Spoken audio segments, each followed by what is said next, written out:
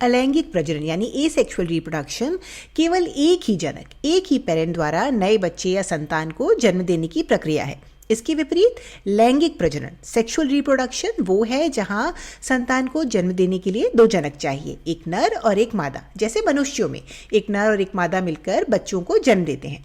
लेकिन अलैंगिक प्रजनन में हमें केवल एक ही जनक से संतान मिलती है और बहुत सारे पशु, बैक्टीरिया यानी जीवाणु और पौधे अलैंगिक रूप से प्रजनन करते हैं।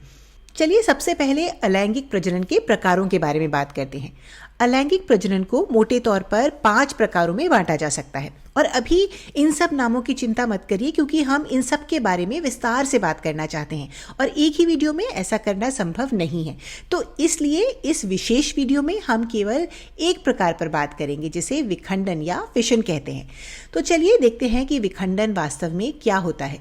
विखंडन मूल रूप से एक कोशिका, एक सेल का 2 या 2 से अधिक भागों में विभाजित होना है। चलिए इसे लिख लेते हैं। विखंडन का अर्थ है कोशिका का विभाजित होना, एक कोशिका का 2 या 2 से अधिक भागों में विभाजित होना। जरूरी नहीं है कि ये केवल 2 ही भागों में विभाजित हो, ये 2 या 2 से अधिक कोशिकाओं में विभाजित हो सकती है।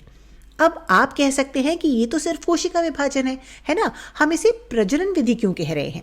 लेकिन इस बात पर गौर करिए, हम जैसे बहुकोशिकीय जीवों में कोशिका विभाजन का मतलब सिर्फ शरीर के भीतर नई कोशिकाएं बनाना है। ये हमारे लिए प्रजनन करना नहीं कहलाता। लेकिन यदि आप एक कोशिकीय यूनिसेल्युलर जीवों के बारे में सोचें, यानी ऐसे जीव जिनमें केवल एक कोशिका होती है, केवल एक कोशिका। अब कल्पना करें कि यदि वह एक कोशिका 2 में विभाजित हो जाए तो अब हमारे पास 2 नए जीव होंगे, या दूसरे शब्दों में हम कह सकते हैं कि प्रजनन हो रहा है ना। और इसीलिए विखंडन या कोशिका विभाजन एक कोशिकीय जीवों के लिए एक प्रकार का प्रजनन है, बहुकोशिकीय जीवों के लिए नहीं। तो चलिए अमीबा का उदाहरण लेते हैं जो शायद सबसे प्रसिद्ध एक कोशिकीय जीव है और आपने इसका नाम जरूर सुना होगा।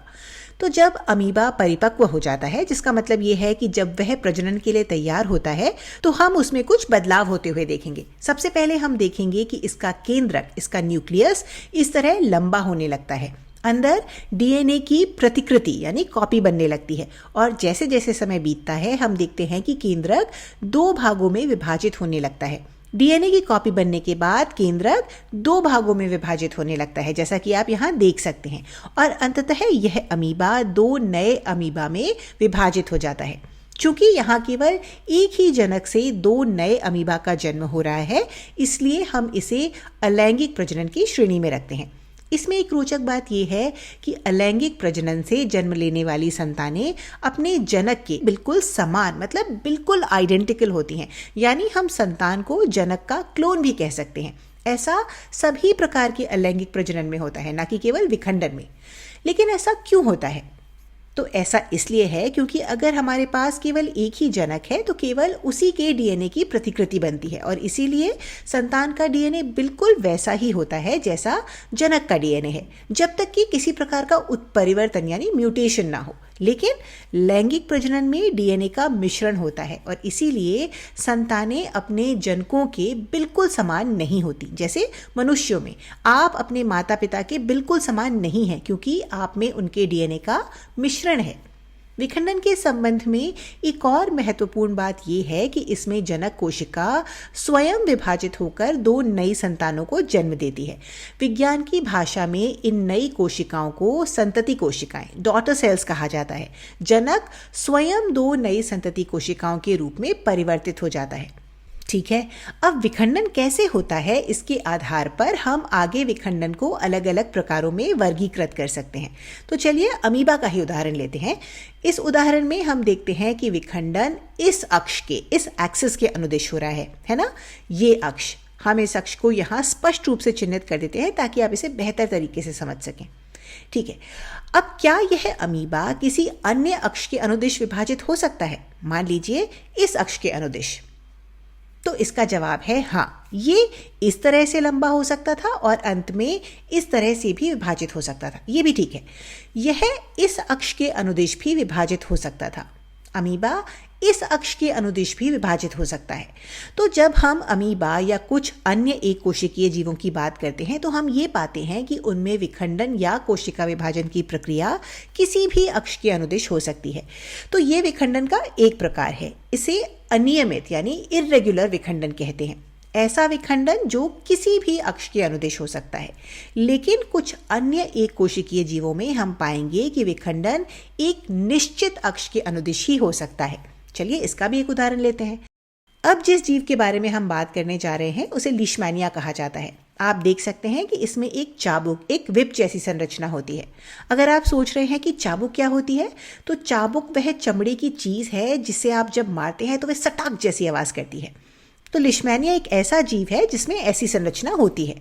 ये भी एक कोशिकीय जीव है। यह भी विखंडन के द्वारा ही प्रजनन करता है। लेकिन यहाँ रोचक बात यह है, या यहाँ जो अलग है वो ये है कि विखंडन केवल इसी तल, इसी प्लेन के अनुदिश हो सकता है, इस अक्ष के अनुदिश। जैसा कि आप देख सकते हैं, विखंडन इस अक्ष के अनुदिश नहीं हो सकता। तो यहाँ एक क्रॉस लगा लेते हैं।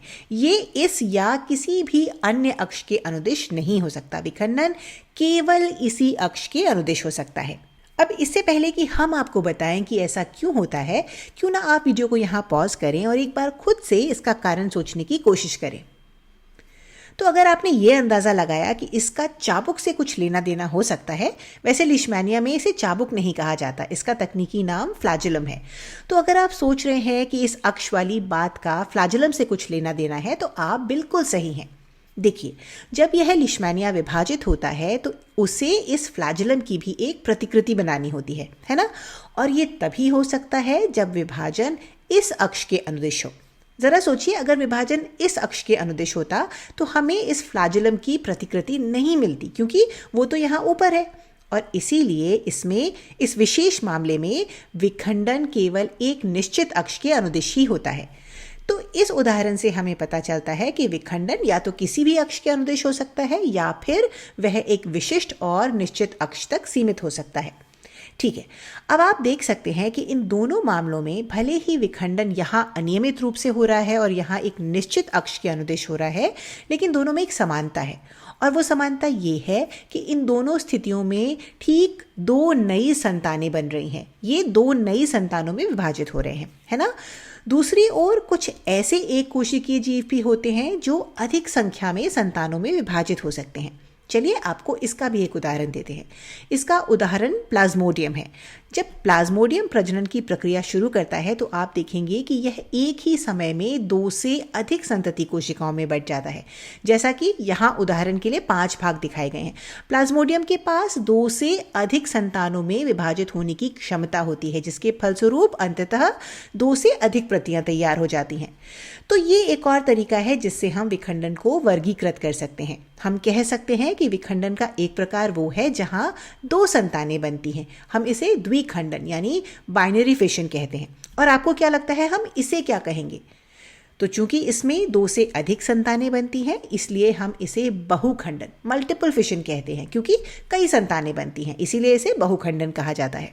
और अब आप अंदाज़ा लगा सकते हैं कि बहुखंडन द्वारा वह जीव तेज़ी से फैल सकता है, और वास्तव में प्लाज्मोडियम ही वह जीव है जो हमारे अंदर मलेरिया का कारण बनता है। और चूंकि हम बीमारियों के बारे में बात कर रहे हैं, तो लीशमैनिया काला अज़ार नामक बीमारी फैलाने के लिए जिम्मेदार है। और अगर आप ये सोच रहे हैं कि हम अचानक से बीमारियों के बारे में क्यों बात कर रहे हैं, तो ऐसा इसलिए है क्योंकि आपकी परीक्षाओं में आपसे ये सवाल पूछे जाएंगे। आपसे ये पूछा जा सकता है कि मलेरिया का कारण क्या है, या काला अज़ार का कारण क्या है, या आपसे ये पूछा जा सकता है कि लीशमैनिया के कारण कौन सी बीमारी होती है, या प्लाज्मोडियम के कारण कौन सी बीमारी होती है। तो सिर्फ इसलिए हमने सोचा कि आपको इस बारे में भी बता देना चाहिए। तो बस यही था विखंडन। संक्षेप में कहें तो विखंडन मूल रूप से कोशिका विभाजन है। हम इसे एक कोशिकीय जीवों के लिए प्रजनन कहते हैं, क्योंकि एक कोशिकीय जीवों में जैसे ही कोई कोशिका विभाजित होती है, हमें बिल्कुल नए जीव मिल जाते हैं। हम उन्हें 2 प्रकारों में वर्गीकृत कर सकते हैं। द्विखंडन वो है जहां हमें 2 संतानें मिलती हैं, और बहुखंडन वो है जहां हमें कई संतानें मिलती हैं। विखंडन को वर्गीकृत करने का ये एक तरीका है। विखंडन को वर्गीकृत करने का दूसरा तरीका इस बात पर आधारित है कि वह किस अभिविन्यास में, यानी किस अक्ष के अनुदिश विखंडन करता है। एक प्रकार में कुछ एक कोशिकीय जीव किसी भी अक्ष में विखंडन कर सकते हैं, लेकिन कुछ अन्य मामलों में वे एक निश्चित अक्ष के अनुदिश ही विखंडन करेंगे।